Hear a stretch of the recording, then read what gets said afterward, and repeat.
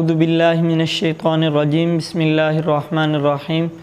میرا نام حمزہ رحمان ہے اور میں 10ویں جماعت میں جامعہ فاروقیہ میں زیر تعلیم ہوں۔ آج میں آپ کو عربی کا پہلا سبق حرکت اور اعراب سکھاؤں گا۔ ہر زبان کو سیکھنے کے لیے حروف تہجی کی ضرورت ہوتی ہے۔ مثلا ہم انگریزی سیکھنے کے لیے ABC XYZ وغیرہ پڑھتے ہیں، اردو سیکھنے کے لیے الف با تا یا وغیرہ پڑھتے ہیں۔ اسی طرح عربی سیکھنے کے لیے حروف تہجی اور حرکات کا سیکھنا بہت ضروری ہے۔ عربی سیکھنے کے لیے ہم حروف تہجی کے ساتھ ساتھ کسی بھی صورت میں حرکات کی ضرورت کو کم نہیں کر سکتے، کیونکہ حرکات سے ہی ہم آواز نکالتے ہیں۔ مثلا حرکات ہے زبر، زیر اور پیش، اسی سے ہی آوازیں نکلتی ہیں۔ مثلا زبر آ، زیر ای اور پیش او۔ حرکت کے بغیر ہم آواز نہیں نکال سکتے۔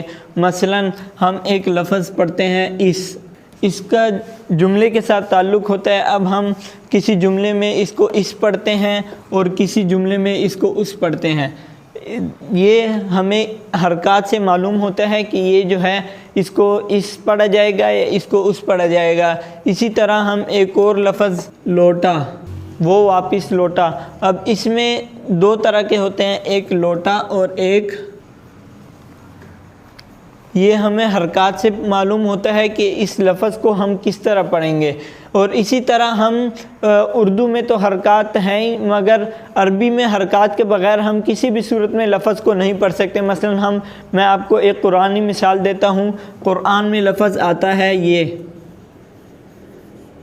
واو لام ہا میم۔ اب اس میں جب حرکات نہیں لگیں گی تو ہمیں معلوم نہیں ہوگا، یہ لفظ تو صرف اسی طرح پڑھ جائے گا، واو لام ہا میم۔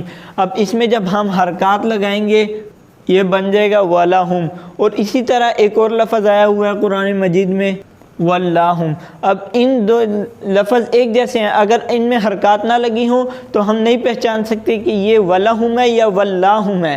اب ہم نے حرکات لگائی ہیں تو ہمیں پتہ لگا ہے کہ یہ وَلَهُمْ اور یہ وَاللَّهُمْ۔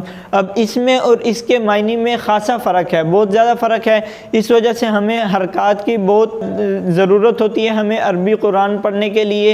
اور اسی طرح ہم عموماً اعراب بھی، اردو میں اعراب جو ہیں وہ حرکات کو ہی بولا جاتا ہے، مگر عربی میں اعراب اور حرکات میں بہت زیادہ فرق ہے۔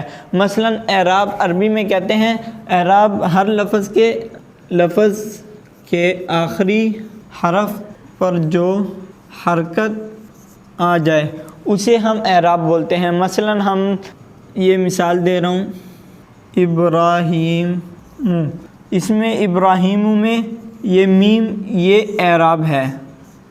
اعراب سے ہم الفاظ پہچانتے ہیں، ہم قرآن کے ترجمہ کر سکتے ہیں اسی اعراب کی مدد سے۔ اب اعراب کی 3 حالتیں ہوتی ہیں۔ اعراب کی پہلی حالت ہے فاعلی، دوسری ہے مفعولی اور تیسری ہے اضافی۔ فاعلی حالت ہوتی ہے کہ کسی کام کا کرنا، جو کوئی کام کرنے والا ہوتا ہے۔ مثلا ہم کہتے ہیں حامد نے محمود کو مارا۔ اس میں حامد یہ کام کرنے والا ہے تو یہ فاعل ہے۔ اس میں اردو میں جو ہے اس کی پہچان ہوتی ہے وہ اس نے سے ہوتی ہے۔ ہر لفظ کے بعد جہاں پہ نے آئے گا اسم کے بعد وہ یہ فاعل ہوگا، اس سے پچھلا اسم فاعل ہوگا۔ اسی طرح مفعول ہے، مفعولی ہے، مفعول ہوتا ہے جس پر کام ہو رہا ہوتا ہے۔ اسی میں ہی ہم اب حامد نے محمود کو مارا، اب یہ فاعل حامد ہے اور محمود جو ہے یہ اس پر کام ہو رہا ہے تو محمود جو ہے یہ مفعولی ہو گیا۔ اب حامد کو، اب یہ فاعلی ہے اور یہ محمود یہ مفعولی ہے۔ اس کو عربی میں جو ہے فاعلی کو 2 پیش یا 1 پیش سے ظاہر کیا جاتا ہے اور مفعولی کو 2 زبر یا 1 زبر سے ظاہر کیا جاتا ہے۔ اس کا میں عربی میں مثلا ہم لکھتے ہیں ضرب حامد محمودا۔ میں نے آپ کو فاعلی کے اعراب بتائیں، یہ فاعلی کے اعراب ہیں اور یہ مفعولی، 2 زبر 1 زبر، یہ مفعولی۔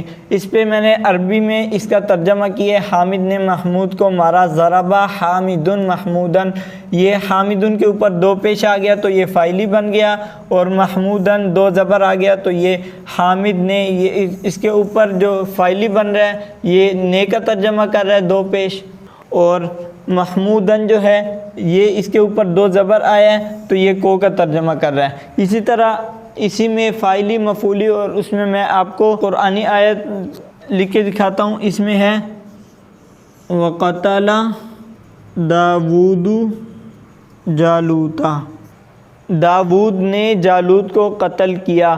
اب یہ اس قرآنی اس میں اس کے اوپر جو ہے یہ آخری حرف پر پیش ہے تو یہ ہو گیا فاعلی، اس میں زبر آیا ہے تو یہ جو لفظ ہے یہ ہو گیا مفعولی۔